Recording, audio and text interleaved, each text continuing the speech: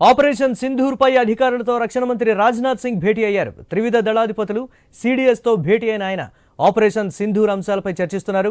కాల్పుల విరమణ, సరిహద్దు ప్రాంతాల్లో తాజా పరిస్థితిపై కూడా అధికారులతో రాజ్నాథ్ సింగ్ చర్చించనున్నారు. దీనిపై మరిన్ని అప్డేట్స్ మా స్పెషల్ కరెస్పాండెంట్ సునీల్ లైవ్ ద్వారా అందిస్తారు. Over to you Sunil. కేంద్ర రక్షణ శాఖ మంత్రి రాజ్నాథ్ సింగ్ తో భేటీ అయ్యారు త్రివిధ దళాధిపతులు, అదేవిధంగా సిడిఎస్ అనిల్ చౌహాన్. ఇక నిన్నటి నుంచి ఇప్పటి వరకు ఉన్నటువంటి పరిస్థితులు, సరిహద్దుల్లో ఉన్నటువంటి పరిస్థితులు కావచ్చు, ఇక నిన్న సాయంత్రం పాక్ జరిపినటువంటి డ్రోన్ ఎగురవేతకు సంబంధించి కూడా పూర్తి స్థాయిలో వివరాలు ఇటు అధికారులు అయితే రాజ్నాథ్ సింగ్ కి వివరిస్తా ఉన్నారు. ఇక ఆపరేషన్ సింధూర్ చేపట్టినప్పటి నుంచి ఎప్పటికప్పుడు త్రివిధ దళాలతో రాజ్నాథ్ సింగ్ సమావేశం అవుతున్నారు. ఆ వివరాలు తెలుసుకొని ప్రధానికి వివరించే ప్రయత్నం చేస్తున్నారు. ఆ తర్వాత ఎలాంటి యాక్షన్ ప్లాన్ తో ముందుకు వెళ్ళాలి అనేది ఎప్పటికప్పుడు నిర్ణయం తీసుకుంటున్నటువంటి సిచ్యువేషన్ అయితే ఉంది. ఇక ఆపరేషన్ సింధూర్ చేపట్టిన తర్వాత ఇటు 3 రోజులు వరుసగా పాక్ భారత్ పై ఇటు డ్రోన్లు కావచ్చు, అదేవిధంగా సరిహద్దుల వెంబడి కాల్పులు జరుపుతూ వచ్చింది. ఈ క్రమంలోనే భారత బలగాలు పూర్తి స్థాయిలో తిప్పికొట్టాయి. ఇక 3 రోజులు గడిచిన తర్వాత పాక్ ఆర్మీ అధికారులు కాల్పుల విరమణకు భారత్ అధికారులకు ఫోన్ చేశారు.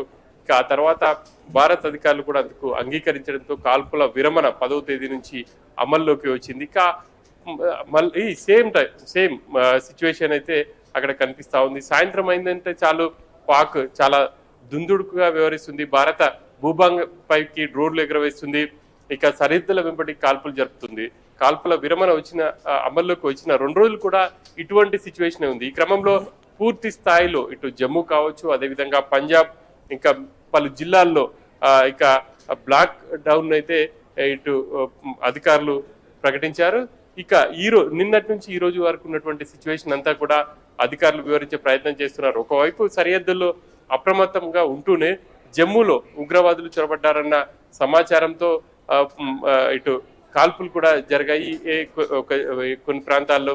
ఇక 3 ఉగ్రవాదులు చనిపోయినట్టు తెలుస్తుంది. ఆ వివరాలను కూడా ఇటు రాజ్నాథ్ సింగ్ త్రివిధ దళాలు వివరించే ప్రయత్నం చేస్తున్నాయి. లష్కరే తోయిబాకు చెందినటువంటి ఉగ్రవాదులుగా కూడా ఇప్పటికే గుర్తించారు. వాటికి సంబంధించినటువంటి వివరాలను కూడా అందించే ప్రయత్నం చేస్తున్నారు. ఒకవైపు సరిహద్దులో వెంబడి పూర్తి స్థాయిలో అప్రమత్తంగా ఉంటూనే ఇక చొరబాటుదారులు ఎవరైతే ఉన్నారో ఇక ఇప్పటికే కొన్ని జిల్లాల్లో చొరబాటుదారులు ఉన్నట్టుగా తెలుస్తోంది. ఆ క్రమంలోనే బిఎస్ఎఫ్ పూర్తి స్థాయిలో అప్రమత్తంగా ఉండి జల్లడ పడుతుంది. ఇక ఇటు అధికారులు జరిపినటువంటి కాల్పుల్లో 3 ఉగ్రవాదులు చనిపోయినట్టు తెలుస్తా ఉంది. వాటికి సంబంధించి కూడా ఇటు రాజ్నాథ్ సింగ్ తో చర్చిస్తా ఉన్నారు. పోషియాన్ జిల్లాల్లో అది పూర్తిగా అటవీ ప్రాంతం లాగా ఉంటుంది. లోయలు, కొండలు ఎక్కువగా ఉంటాయి. ఆ ప్రాంతంలో ఒక ఇంట్లో తీవ్రవాదులు నక్కారన్న సమాచారంతో భద్రతా బలగాలు అక్కడికి చేరుకున్నాయి. వాళ్ళపై కాల్పులు జరిపాయి. ఉదయం ఒక తీవ్రవాది చనిపోయారని చెప్పి సమాచారం వచ్చింది. కాసేపటి క్రితమే అందులో ఉన్నటువంటి 3 ఉగ్రవాదులను కూడా భారత బలగాలు అయితే మట్టుపెట్టాయి. ఇక వాళ్ళు లష్కరే తోయిబాకు చెందిన ఉగ్రవాదులుగా గుర్తించారు. ఇక వీటన్నిటికి సంబంధించి కూడా ఇటు రాజ్నాథ్ సింగ్ తో వివరించే ప్రయత్నం చేస్తున్నారు. ఇక పూర్తి స్థాయిలో ఆపరేషన్ సింధూర్ ముగిసిపోలేదు. భద్రతా బలగాలు కావచ్చు, వాయుసేన పూర్తి స్థాయిలో అప్రమత్తంగా ఉండే విధంగా కూడా రాజ్నాథ్ సింగ్ వాళ్లకు సూచనలు అయితే చేస్తున్నట్టు తెలుస్తా ఉంది. మరోవైపు రేపు కేబినెట్ మీటింగ్ కూడా ఉండబోతుంది కాబట్టి కేబినెట్ కి వివరించాల్సి ఉంటుంది.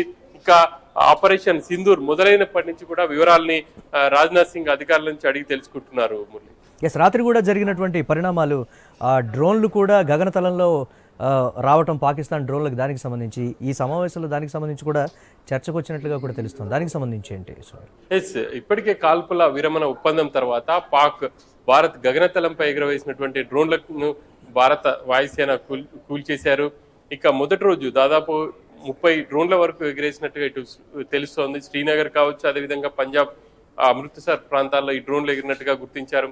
ఇక నిన్న ఇరు దేశాల మిలిటరీ అధికారుల సమావేశంలో కూడా ఈ అంశం ప్రస్తావనకు వచ్చింది. కాల్పుల విరమణ ఒప్పందం అమల్లో ఉన్నాక ఎలా భారత భూభాగం పైకి డ్రోన్లు ఎగరేస్తారని చెప్పేసి భారత అధికారులు అయితే నిలదీసినట్టు తెలుస్తుంది.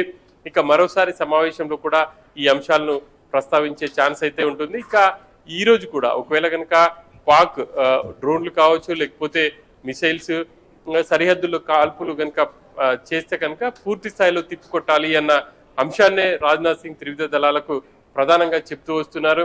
పాక్ నుంచి ఒక్క బుల్లెట్ వెలువడినప్పటికీ భారత్ శత్రుఘ్నలతో తిప్పికొట్టాలి అని చెప్పేసి కూడా ఇప్పటికే ప్రధాని మోడీ సైన్యానికి అయితే పూర్తి స్థాయిలో స్వేచ్ఛనిచ్చారు. కాబట్టి ఆ మేరకే ఎప్పటికప్పుడు భద్రతా బలగాలు కావచ్చు, అదేవిధంగా వాయుసేన ఇటు సరిహద్దుల వెంబడి పూర్తి స్థాయిలో అప్రమత్తంగా ఉండే అవకాశాలు అయితే కనిపిస్తున్నాయి. ఇదే అంశాన్ని రాజ్నాథ్ సింగ్ త్రివిధ దళాలకు కూడా చెప్పినట్టు తెలుస్తా ఉంది. ఇక త్రివిధ దళాలు కూడా ఎప్పటికప్పుడు అక్కడ ఉన్నటువంటి పరిస్థితిని అధికారులకు ఇటు రక్షణ మంత్రికి చెప్పే ప్రయత్నం చేస్తున్నారు మురళి. రైట్.